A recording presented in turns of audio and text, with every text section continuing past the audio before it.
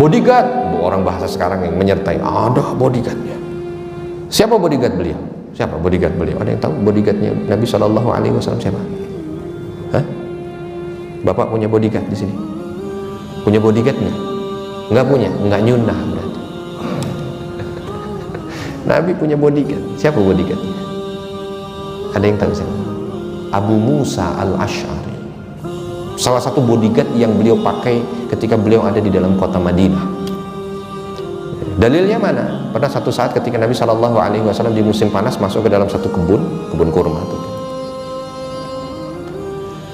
Lalu beliau itu minta dibawakan oleh Anas bin Malik air dingin supaya ngerendam kaki. Nah, ya. Ini juga sunnah, ngerendam kaki di saat musim panas dengan air dingin, atau sebaliknya merendam kaki dengan air dingin di musim panas, atau air panas di musim dingin. Cuman Indonesia nggak ada musim panas, nggak ada musim dingin.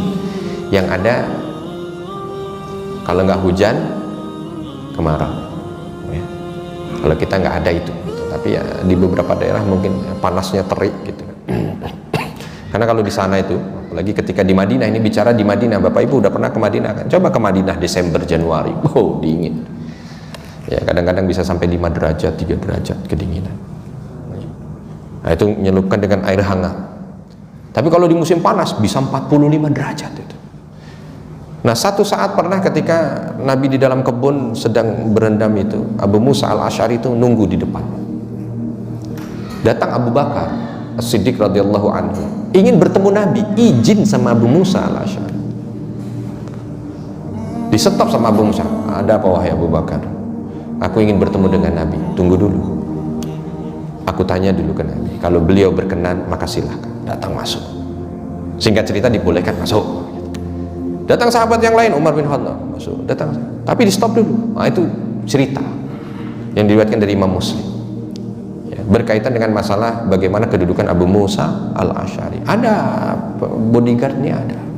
Bodyguard saat peperangan ada. Kemarin kita cerita tentang Zubair bin Awam yang selalu menjadi pendamping Nabi Sallallahu Alaihi Wasallam.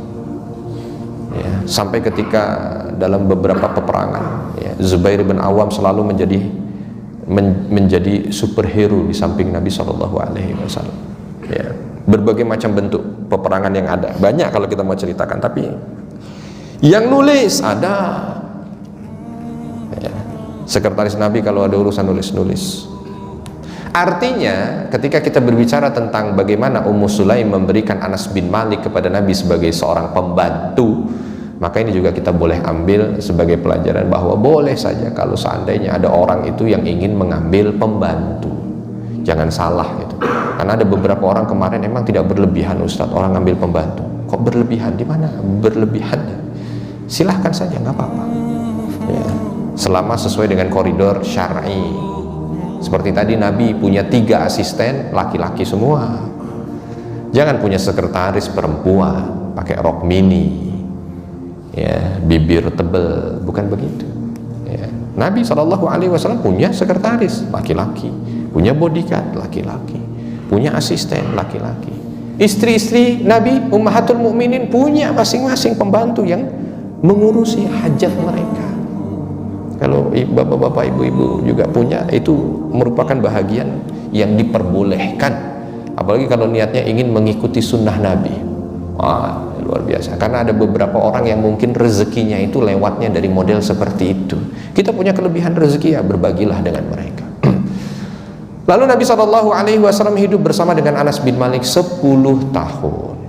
Coba kita lihat apa yang disampaikan oleh Anas bin Malik radhiyallahu anhu, supaya kaitannya masih ngalir ya dengan pembantu tadi. Anas bin Malik radhiyallahu anhu pernah dalam satu kesempatan beliau, namanya anak kecil ya, diminta oleh Nabi untuk mengerjakan sesuatu. Namanya anak kecil, ini bicaranya anak kecil, disuruh gitu. Bapak ibu pernah nyuruh anaknya? Pernah nyuruh? Bukan pernah Ustaz, sering. Nah, gitu. Coba kalau kita anak kita lagi kita suruh, nah beli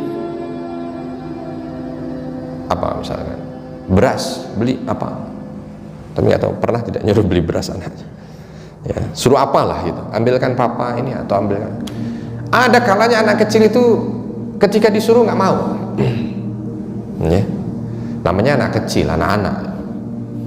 Sama Anas bin Malik pernah satu saat, kata beliau, ketika disuruh oleh Nabi Muhammad SAW, hatinya ini lagi nggak mau gitu. Ya, tapi berangkat. Tapi begitu keluar rumah dia lihat anak-anak seumurnya, usia 11 tahun, 12 tahun, lagi pada main di situ. Maka dia ikut serta dengan anak-anak tadi itu main di lapangan di Madinah, main. Sampai ketika dia lagi asik bermain, tiba-tiba ada yang narik lehernya dari belakang. Lalu dia bilang, siapa? Ternyata baginda Nabi. Tapi ketika ngangkat lehernya itu, Nabi sambil senyum mengatakan, bagaimana wahai Unais? Nabi tidak pernah memanggil Anas itu dengan kalimat Anas, tapi dengan kalimat Unais, panggilan sayang buat seorang anak gitu ya, dengan sirah tasghir namanya, kalimat Anas tapi dijadikan Unais gitu. Anak-anak kecil begitu ya, Asad, Usaid gitu, orang Arab begitu, ada panggilan untuk anak kecil, sirah tasghir, panggilan untuk anak kecil gitu. Wahai Unais, kamu udah kerjakan tugasmu belum? Tapi sambil senyum gitu. Maka Anas langsung melihat, siap, aku kerjakan, langsung lari berangkat. Ya.